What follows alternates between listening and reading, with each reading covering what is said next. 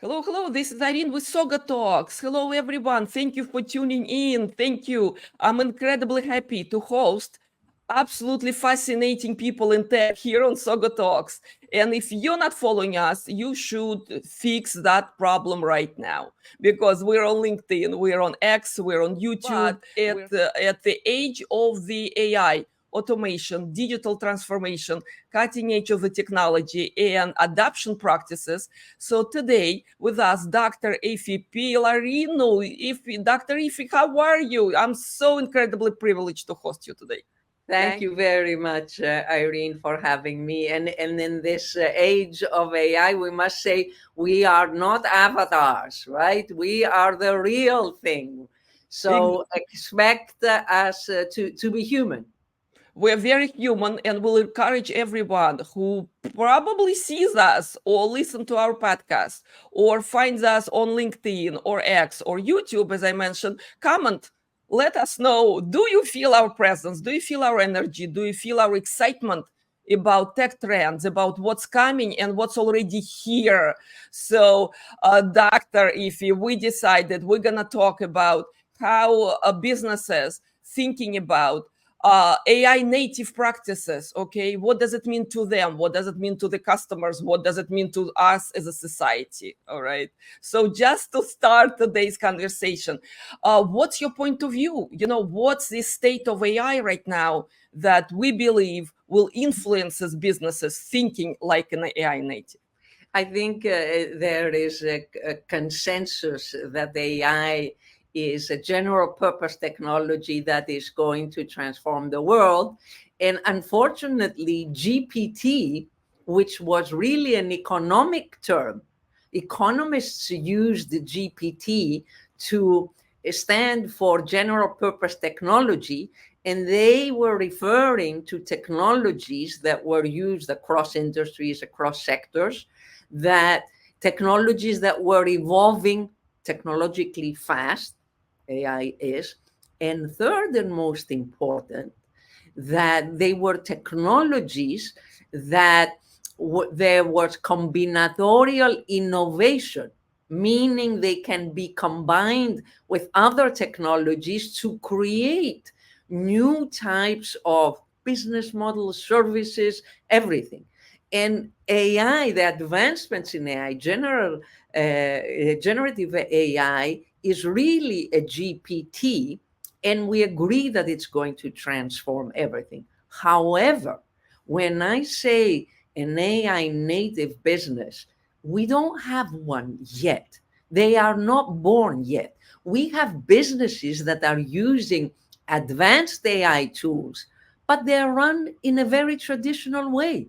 The best example is take OpenAI, which is, let's say, the mother or the godmother or the godfather, if you want, of large language models and advancements in LLMs, but they run very traditionally. They're not innovating using AI. Their strategy is not based on AI. Not even their customer services are based in AI. They're just a traditionally run business that has an AI tool. So in the spectrum of digital transformation, which is continuously evolving, never stopping, I believe you agree that digital transformation is a moving target, if you want. It's a never ending process. And now we are at an inflection point where everything is going to change. And all those businesses that have been on the journey to become digitally native, some of them have succeeded, some of them are still trying to get there. And now they're going to be faced with the next big phase, which is how to become AI native. And we will have the opportunity to discuss what that really means by understanding the difference with what we have today, where we're at today. Just hit me You know what? That's why I love what I'm doing. I'm speaking with the brightest people in the industry, all right? And every conversation just sparkle more thought-provoking evidence. How about that? You mentioned, AI native in a way that most businesses use AI tools, right, as a helpful hand, enhance us human, right? We get that. AI native, it really mean that AI practices, AI culture is deeply into the fabric of the companies. Could you please describe this kind of enterprise to us? What does it really mean to be AI native? Because now I am intrigued. Irene, you said it correctly. Think of 15 years ago when traditional businesses started using all sorts of digital tools, analytics, and maybe some APIs here and there, and so on. They were not digitally native. Why? A digitally native business, we know by now, we understand, is customer centric and data driven. It gave rise to the experience economy, which didn't exist before. Now, when we move towards AI native businesses, we are talking about moving from digital to intelligent, which is another level. It is another level of complexity. In my opinion, the way I think of this is we will have the opportunity to hack complexity in a way that we've not been able to do before. And let me give you a sense, a flavor of how this can look like. When we look at the business, we can understand it by looking at three major areas: the customer area, the enterprise area, and the ecosystem area. These are three areas that help us understand somehow the complexity of a business today. And especially since digitally native mindsets and cultures and the digitally native archetype has brought us to platform businesses, to marketplaces. That's the way that we can look at these complex ecosystems. Again, the platforms, the marketplaces, the platform-based ecosystems, and start understanding the complexity. Now, digital has helped us in different areas. In the customer area, we have a lot of dimensions where digital has helped, in the enterprise too, in the ecosystem too, but they're all siloed. They're all independent. As a mathematician, we used to use a lot the term that, we look at processes that are independent in the model, but in reality, they're not. And in reality, the customer area is not independent of the enterprise area. So AI is going to help us with this interconnectedness between these areas and how to tap and find opportunities in these interconnections.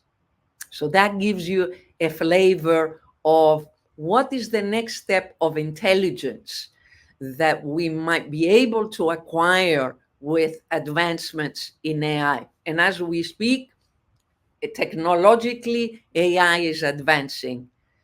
And I think that we will have this opportunity.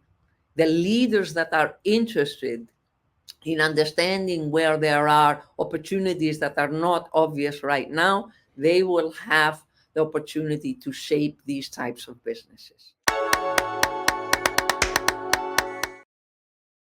This really helps to spell out, right, some of the complex terms in sort of digestible way. So thank you for this very much. And yet, okay, let's bring this good vision, great vision even, right, to the real world. That's where I live. That's where I want to be. So, in that sense, the world of ideas and world of reality and possibilities, many companies, they are who they are right now. So for them to transition, as you know, with digital transformation, with any technology evolution we live through, even in our lifetime, right? We live through internet adoption, right? We live through so many exciting things, telecom before, right?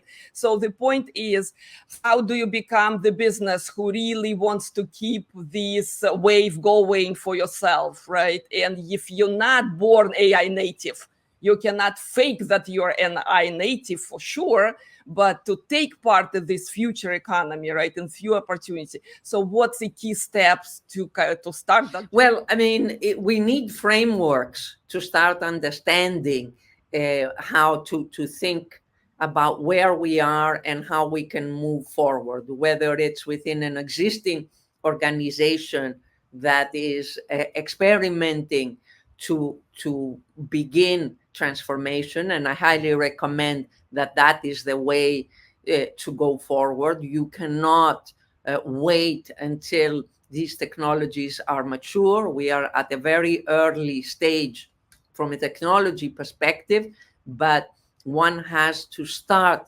this journey, because that's the only way to understand and get ideas how to use it within each organization.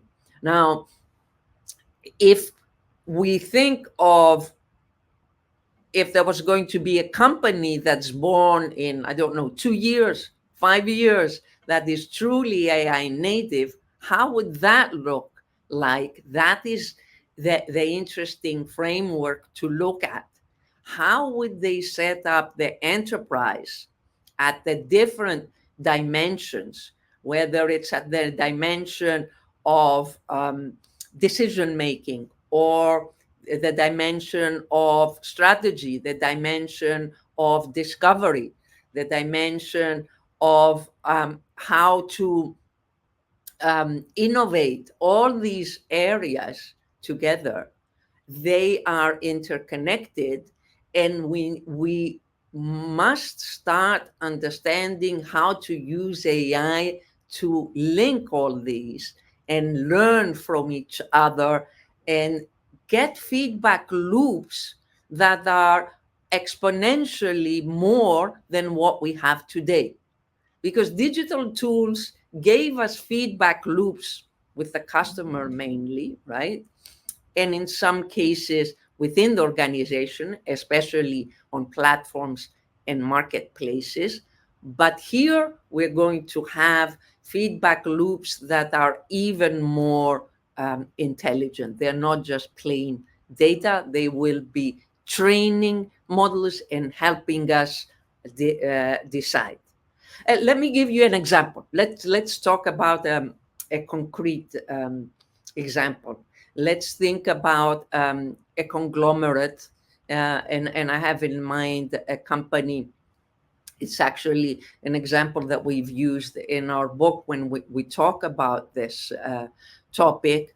They're in the business of coffee and restaurant businesses, right? And they decided 2 years ago to go into the pet business. Okay, that seems like, what's the relation between, coffee lovers and restaurant lovers and pet Serving lovers? coffees to pets? No, is that a new trend? Coffee for pets? No, it might. I think it's probably that most pet lovers, they also love coffee, holding their coffee, and maybe that's the thing. Now, imagine that you use AI to discover what are the possibilities of adding new non-adjacent businesses to what you already have. You understand the difference? I understand how incredibly crucial AI will be to do that research, right? And to So suggest. that is Yep. using AI At the Yeah. enterprise level, only for decision making at the strategy, if you want, level. Imagine using it also at the existing customer level. Imagine using it at the ecosystem level with your suppliers. So it becomes extremely complex.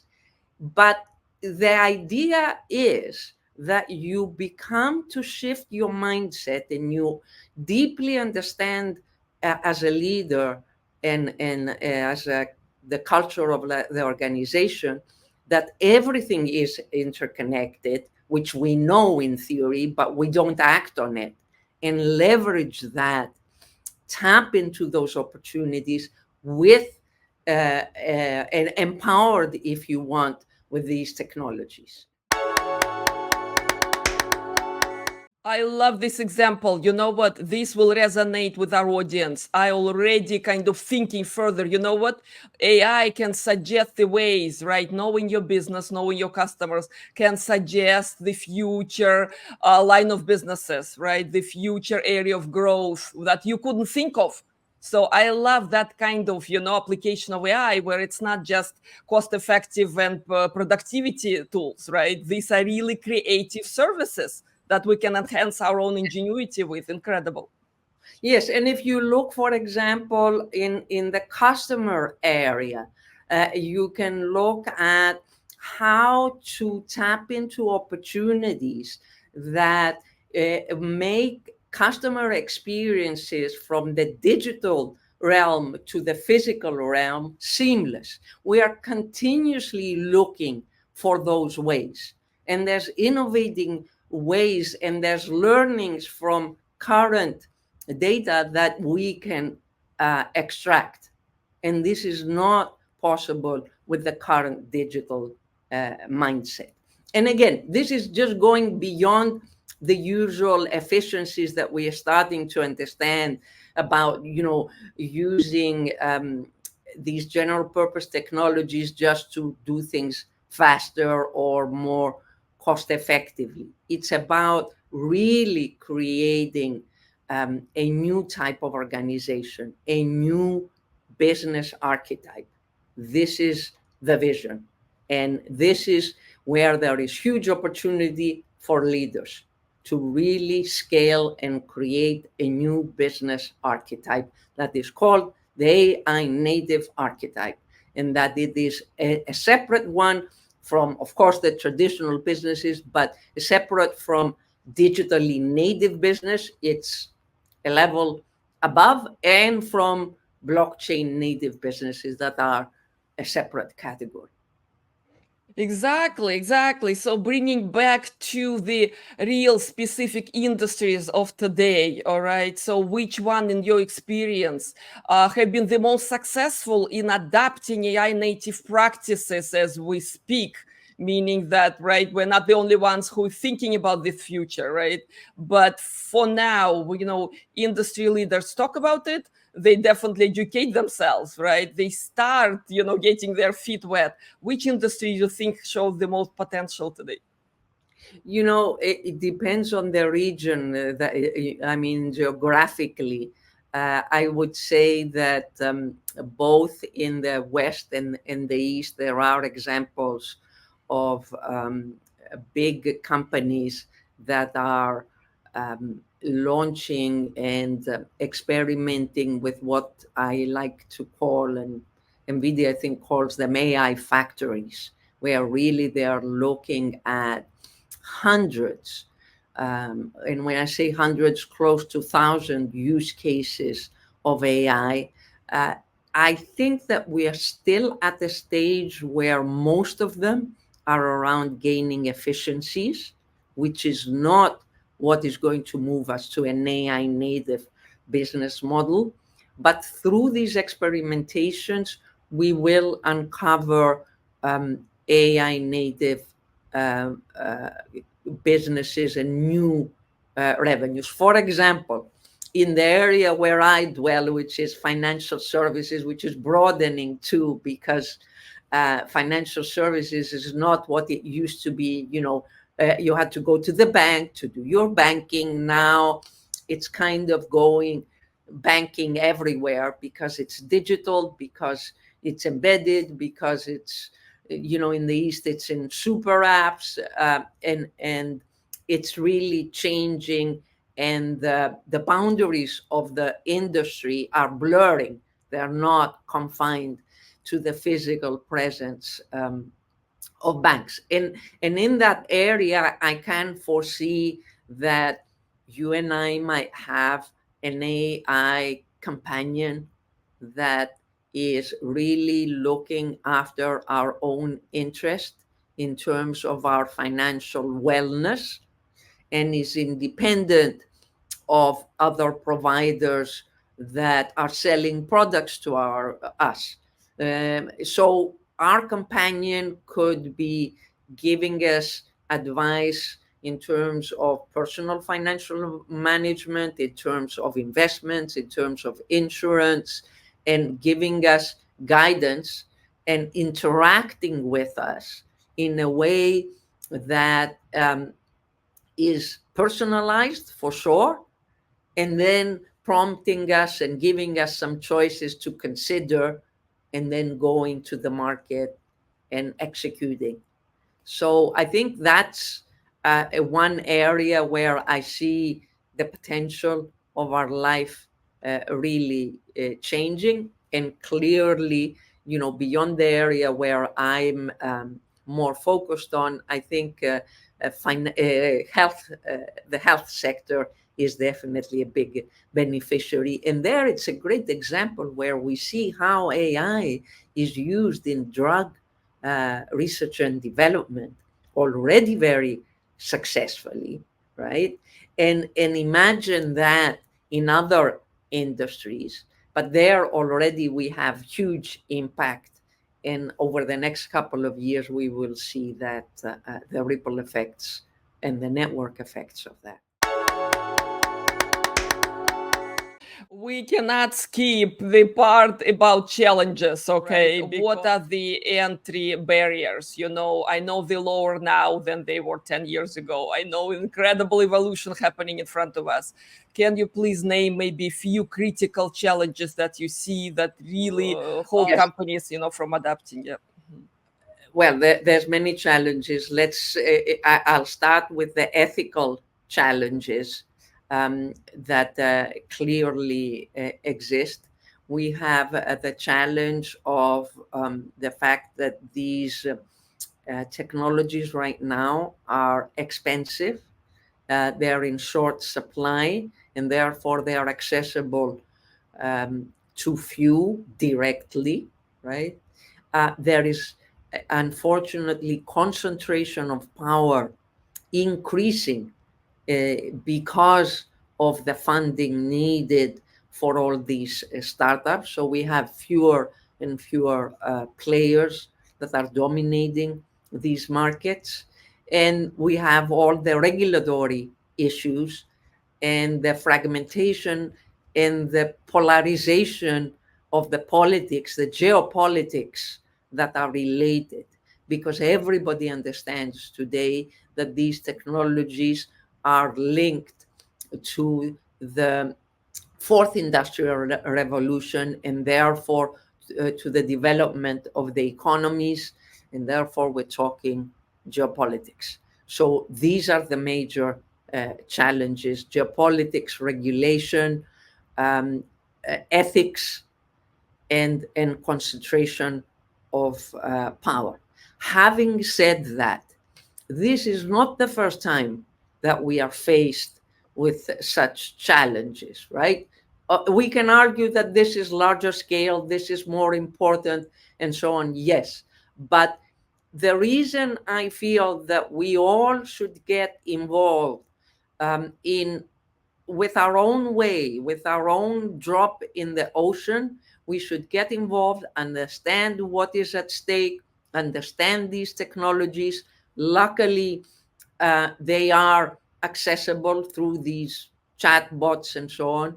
Educate yourselves, everybody, so we can all form an opinion, and we can all help so we don't increase the digital divide that was closing and now again is Yeah, widening. and now I do want to talk about the latest book that you co-author. Okay, so by the way, congratulations. It's a big deal. It's a lot of work. I can only imagine. All right. So I encourage everyone. We will place link in the description of this video. The Fast Future Blur. Okay, that's the name of the book. Discover transformative interconnections shaping the future. Congratulations again on the launch of the book. Dr. Efi, you authored the chapter in the book, right? So tell us about it. Well, let me tell you, the idea of the book is exactly what you said, that there are great opportunities for leaders that want to shape our future to look at interconnections between advanced technologies, socioeconomic and environmental trends, and tap into those opportunities. Now, in the fourth industrial revolution, we know the importance of artificial intelligence, blockchain, metaverse, augmented and virtual reality. We are also aware of socioeconomic trends that are very important in our future, like the future of work, the future of health, the future of mobility, the future of leadership and strategy, the future of money and finance, and also the trends of the circular and regenerative economy. So in our book, we look at select interconnection between those, and we've developed frameworks to help leaders recognize before they become obvious some of these opportunities. And one example is this archetype that's not yet born of an AI native business.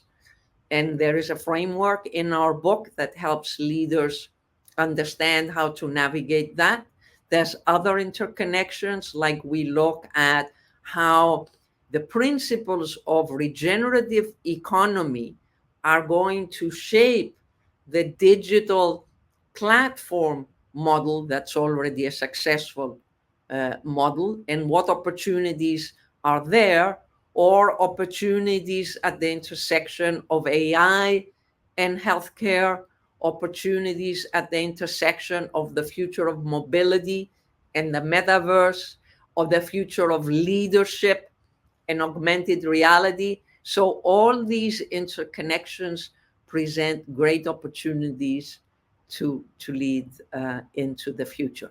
And again, it's a book that looks at opportunities to shape the future. It's not a book looking at the interconnected polycrisis that the World Economic Forum talks about. And risks are definitely there, they're real. But as leaders, you have to look at both and tap into the opportunities while keeping in mind the risks. I want to encourage everyone to follow Dr. Efi Pylarinou on LinkedIn, on X, on YouTube. Okay, I'm a huge fan. Endless amount of insights and very practical advices, fantastic interviews, podcasts, everything right there. And of course, we're gonna attach the link to the book because it's promising. I want to be part of the future, and of course, the incredible a list of authors and co-authors who contributed. So absolutely, time is flying. Time is flying. I could stay on and on because we only scratch the surface here, right? At the same time, we want to leave our audience with few takeaways. If you don't mind, Dr. Efi, what's like the good summary of our conversation? And of course, this is just a teaser for what comes next. Well, I want to leave you with the following. One, there is an emerging, unborn, yet new business archetype, and that is the AI native business archetype. And I encourage everybody to read our framework in our book to understand what that new business archetype is all about. The second is that if you don't keep pace with the advancements, and you don't keep learning, and you don't keep dealing and understanding the complexity that we're faced with, you're going to be developing more blind spots than you had before. That is something that is a reality, and I advise everybody to find their ways, their mix of upskilling. There's all sorts of ways, formal, informal, digital, phygital, physical, to do that. And last, I have to say, we do live in a fast future blur that is challenging, but has also opportunities. Fantastic, fantastic. Thank you so very much for speaking with me today. Thank you for your time. Thank you, Irene, for having me.